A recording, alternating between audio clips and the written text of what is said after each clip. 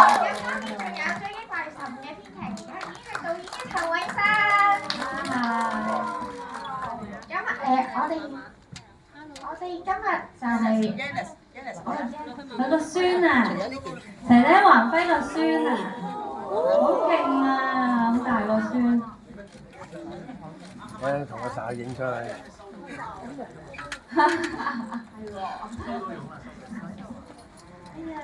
呢個我個孫啊！我侄女，掌聲俾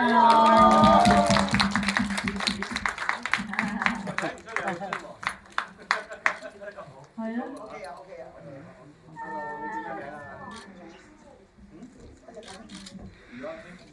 余欣希啊 ，hello， 怕醜啊佢。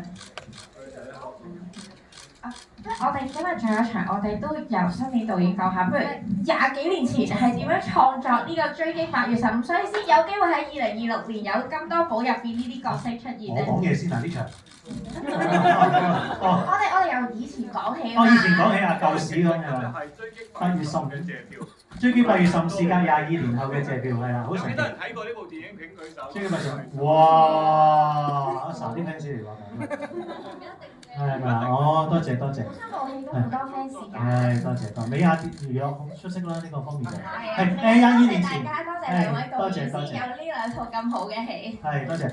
當年就2004年電影市道仲幾當打，一年3、4套戲嘅小弟間工作嘅公司，咁就馬偉豪導演同鄭保瑞導演聯合呢套戲，聯合導演。咁就拍嘅過程之中，就馬偉豪導演就放咗手俾年輕導演鄭保瑞，嗰陣時仲係年輕嘅。咁咧即係《九龍城寨》嘅導演啊，即係 OK。咁啊鄭保瑞，咁阿瑞就同我夾啦。咁佢就話：我唔係好熟喜劇㗎，新年你寫乜我拍乜啦咁樣。於是咧我就用晒我所有最想試嘅嘢寫晒落劇本度。阿瑞就喺現場揮灑自如咁拍，咁亦都遇着最當打嘅演員，我哋一齊參與，一齊拍咗一套大家都好喜歡，我哋自己至少好喜歡嘅電影咁樣。咁啊點知是一路以嚟我都知㗎啦，翁導成日都講話好中意呢套戲嘅。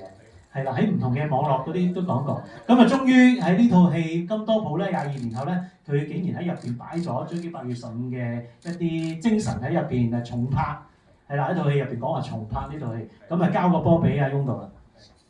咁當然我都有訪問啦，即係阿 Sa 俾我揾咗份嚟拆穿一日，結果拍咗成晚呢個感覺，因為點解咧？因為我想揾阿 Sa。係我要揾一個佢推唔到我嘅角色，咁當然我喺街度遇到斜頂華輝啦，大家都唔知佢叫導師嗱，大家見到佢都叫佢輝哥斜頂華輝，咁樣咧就因為佢只係喺嗰個追擊8月15裏面嘅一場戲，但係永遠大家一見到佢就話呢個斜頂華輝咁樣，咁於是乎我就開始，因為我嗰陣時已經係準備拍呢部戲寫劇本嘅時候，咁我諗不如我將最後中説喺個戲中戲裏邊拍嗰場戲。就做一個其實唔係追擊8月15，係叫追擊7月14。大家睇下個打版，咁所以咧就揾翻佢嚟做，其實係某程度係個追擊8月15嘅延續篇嚟嘅。就係講咩咧？就係講呢個陳美齡1872333咧，就其實佢係去時光倒流去救咗阿斜頂華輝，即係好似收傭，其實唔係好知佢做咩嘅。咁收傭，咁然後咧就翻返去以前咧就救咗佢老公。但係當佢見到佢嘅時候咧，佢就唔知究竟呢個係陳美齡，因為陳美齡有幾多版本？嗰個4個啊嘛，佢就誤會咗係另外一個，即係作惡多端嗰個嘅時候，跟住陳美齡1832333就話其實係我嚟嘅，我真係當時救咗老公，所以就有個人出嚟就話：斜頂華輝，老公原來佢救咗佢咁樣，咁然後就有個好似好柴娃娃嘅劇情。咁但係我內心深處，我係覺得當年嘅香港電影係好有創意。因為而家香港電影咧，可能亦都因為香港好多好艱難啊，好多社會嘅嘢啊，所以大家拍戲咧都好鬼嚴肅嘅。即係就算你拍睇金多寶咧，有啲搞笑咧，但係你覺得啲家庭關係都好嚴肅嘅。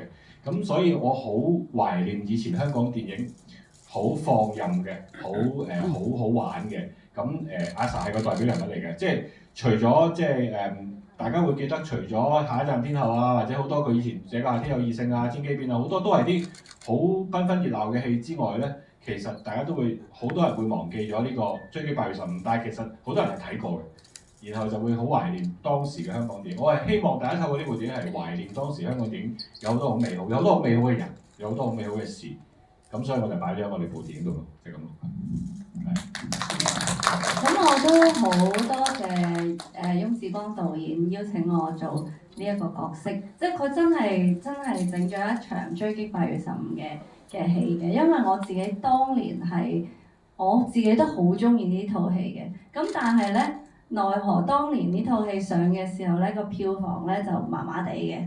係啦，亦都唔係太多人識欣賞啦。咁但係又唔知點解咧，過咗好多年之後，有好多人攞翻呢套戲出嚟睇，哇！大家都話哇正喎，原來呢套戲，即係佢係比較好，因為係一套好唔商業嘅戲啦，同埋係好瘋狂啊，係啊，好黐線啊。咁而我自己都好懷念我拍呢一套戲嗰段時光嘅，因為唔係淨係台前幕後啦，即總之成個拍攝嗰個氣氛咧，我哋都好好玩嘅，每一日都好似去開 party 咁樣嘅，係啊，好開心好開心。咁所以再演翻呢個角色咧，係有一種情，時光穿越，係時光穿越，同埋個有一種情懷喺個心裏面咯。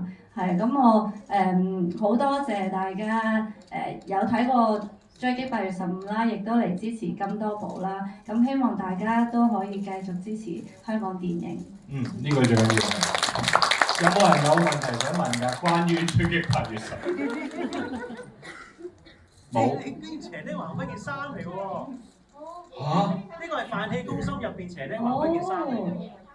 哦，你真係贏咗件啊！哦，呢啲真係香港電影嘅影迷。你係咪有嘢問啊？哦。人生如戲咯，因為咧啱啱金多寶咪照你啲 number 買啦，冇中啦，咁跟住幾日前咧，我老公突然間 send 信息嚟話：哎呀，我哋啲 number 冇買啊！即係我又係買我生日啦，我老公生日啦，我女生日啦，我結婚周年，跟住。哦，原來4個半字啫，唔係4個半字啊！4個半字即係幾多錢啊？唔知幾錢啊，就冇買到。 4個半字都好多錢㗎，唔係4個半字，三個字已經有20蚊㗎啦。哦，咁啊唔知好過啦，如果買咗好多錢。我買就唔好 check 啦，以後。唔係，但係你都可以再買嘅，可以再買。係。都係4個半字。係。我覺得係可以繼續買咯，係啊，即係一個即係自己好紀念嘅號碼咁樣咯。我係真係想拍一啲關於時空穿越嘅，因為我睇一個嗰陣時嗰個馬航失咗蹤之後咧，我喺網度睇咗一個嗰啲 fiction story 係講有架嗰個飛機失咗蹤之後咧，跟住若干年後咧揾翻架飛機出嚟，後來拍咗美劇嘅。若干年後即係揾翻架飛機出嚟之後咧，跟住飛機上面啲人咧係全部都仲係好後生。但係其實可能已經係過咗20年。係啊，因為係拍咗套美劇嘅，但係嗰個其實係嚟自一個 fiction story 喺網度有緊，即係好似我哋啲網上小説，即係好似紅 van 嗰啲咁咧。咁我係成日想拍翻一個香港版呢個故事，所以我其實對時空穿梭嗰啲嘢咧係都好有興趣嘅。咁可能亦都係因為即係以前睇過嘅所有電影嘅一種想像。咁我覺得香港電影而家係需要有多啲夢想同埋多啲即係天馬行空啲嘅嘢咯。唔好拍啲咁寫實㗎啦。係啦，拍嚟拍去都係。你嗰啲好慘。你又話亂啲拍殺人嗰啲嘅，你話。可以搞笑㗎真㗎，搞笑地去黑色笑住殺黑色幽默。係咯。係啊，因為頭先我哋嗰幾場都有啲分享咗好多嘅嘢，今日係即係今晚我哋借票嘅最後一場啦。咁我真係想喺度訪問下幾位，即係特別之後有啲年青嘅演員啦，小朋友唔計啦，聽日翻學啦，咁樣就都會譬如好似佢好多年都已經退休10幾年冇演戲，咁真係好想問下大家，即係對於自己演戲又好，或者對於香港電影又好，即係嗰個寄望啊，即係大家對香港電影特別係陳詠燊喺度啦，一定好多 idea 對佢，即係覺得而家香港電影啊，或者自己有咩嗰個心啊係點諗？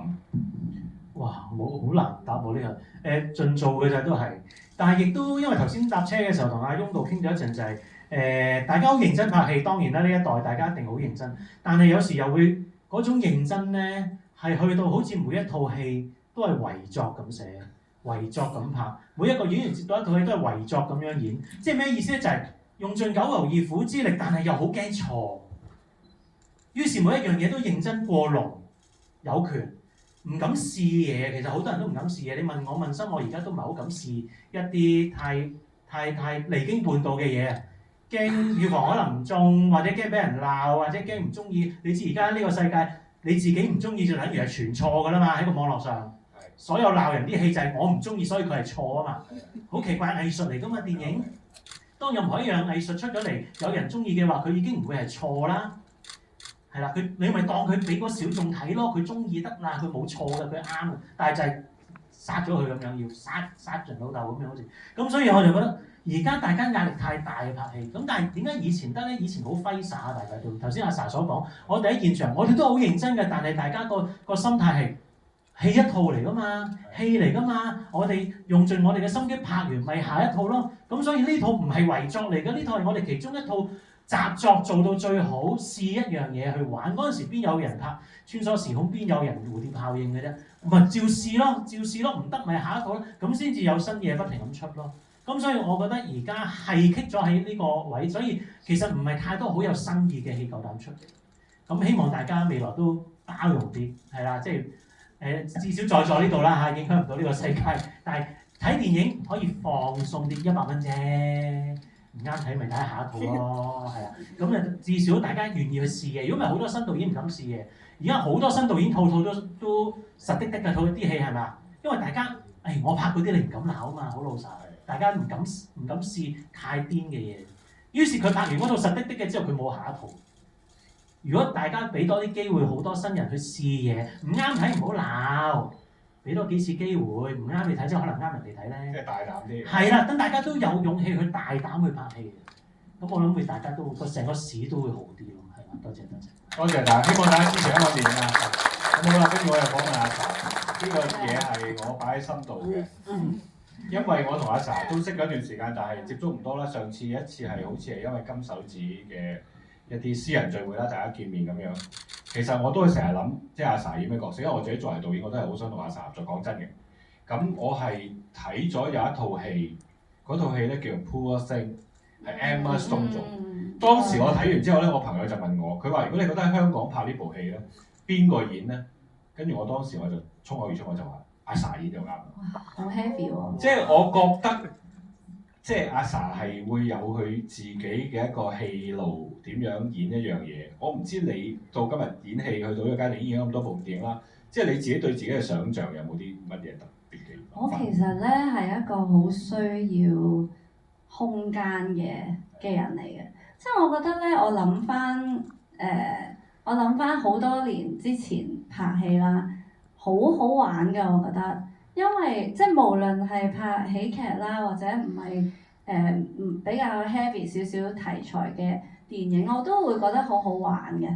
因為導演通常都即係當時嘅導演通常都好俾好多空間我咯。我中意點樣做，佢哋通常即係都會 OK， 即係可能會on top 再加一啲佢嘅要求咁咯。但係後尾咧，我發現咧近呢10年拍戲咧，都係比較好束縛啊，係啊，即係好似我要 fulfill 好多 fulfill 好多唔同人嘅一啲期望啊，即係可能除咗嗰個導演有一啲佢一定要啊，你一定要，即係連咧，譬如一句説話呢啊㗎，即係佢都會好 tense 啊，即係。成個工作氣氛又令到我好 tense 啦，跟住可能又要驚一啲譬如幕後嘅投資者啦，即係佢哋每一次一出嚟就話掂唔掂啊？得唔得啊？係咪得啊？即係你好難講噶嘛，係咪先？你一套戲即係你收唔收得，其實我哋控制唔到噶嘛，即係我只能夠係。我哋全部人用自己最大嘅努力去做好嗰樣嘢去，咁但係我好難控制佢收唔收得啊，或者有冇人中意啊，即係變咗我越嚟越都好，真係好大壓力咯，係咁導致到好似好緊張咁啊，日日都。我提到 Poor Thing 係因為我點解諗到阿 Sa， 因為我覺得其實個角色雖然好嚴肅，但係嗰個唔係一個人嚟㗎嘛，即係嗰個係一個實驗品，其實個科學怪人嚟㗎嘛。咁嗰個角色其實佢好 playful 嘅，其實佢係好 freefall 嘅感覺。咁所以如果你問我有機會同阿 sa 合作，我就會好似佢咁講咯，即係可能演一啲好 free flow 嘅角色。即係阿 sa 喺我心目中係一個代表自由嘅一個女演員，佢係會有一個佢自己嘅空間去演咁樣。所以多謝。係啊，你自己有冇都近年有冇睇戲好中意嘅角色啊，或者類型嘅？近年啊，我通常我中意睇嗰啲戲咧，都唔係我中意演嘅。其實我真係你問我真係最中意演喜劇嘅。喜劇係因為我覺得可以帶俾人哋歡樂咧，呢一個力量咧係好好啊，即係好似係人哋觀眾又睇得開心啦，我又好似積咗啲福咁啊！你明唔明啊？即係好似 studio 嗰啲喜劇都係好，而家個劇嗰度啊，有邊個係咪 Jack 定邊個拍嗰度叫做，即係嗰度叫做 studio 啊嘛，大家可以睇。即係我覺得類似一啲處境喜劇，或者係一啲即係講人生活嘅，但係又即係喺一啲頭先你咁講嘅係會帶俾人力量嘅。係啊，或者可以即係脫離下現實啊，因為個現實實在成日都會遇到啲荒謬。好沉重嘅時刻啊！即係我覺得電影其實佢都係一個娛樂嚟㗎嘛，係咪先？即係我有陣時真係就咁想唔諗嘢去睇一套戲，但係成日都好多戲都要我諗好多嘅，就係咁咯。我有啲感受嘅嘢。係啊。好啦，我圈緊我啦，最後1分鐘俾你介紹下自己同埋講下你。係唔係佢？最後1分鐘。大家好啊，我係陳真寧啊，我喺戲入面係飾演副導演 Charlie 啦。咁然後係咯，好多謝導演俾呢一個機會我啦，可以重新再拍電影啦，因為都有一段好長嘅時間冇拍電影啦。因為係咯經濟不景氣啊，同埋又有疫情嘅關係啦。咁啱先咧，你講話你問咗個問題係即係年輕嘅演員咧，又或者點樣寄望呢一個電影業啊？咁我自己有少少想法嘅，因為其實喺外圍置，即係我而家係一個自由身嘅演員啦。咁我會覺得有好多嘢係我哋冇辦法控制到嘅。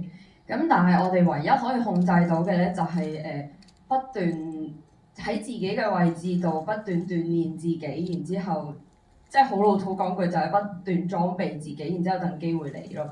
咁同埋我覺得即係我見到嘅呢一代嘅新演員其實全部人都好努力，即係無論係演方面啦，又或者喺創作方面，其實大家都好努力。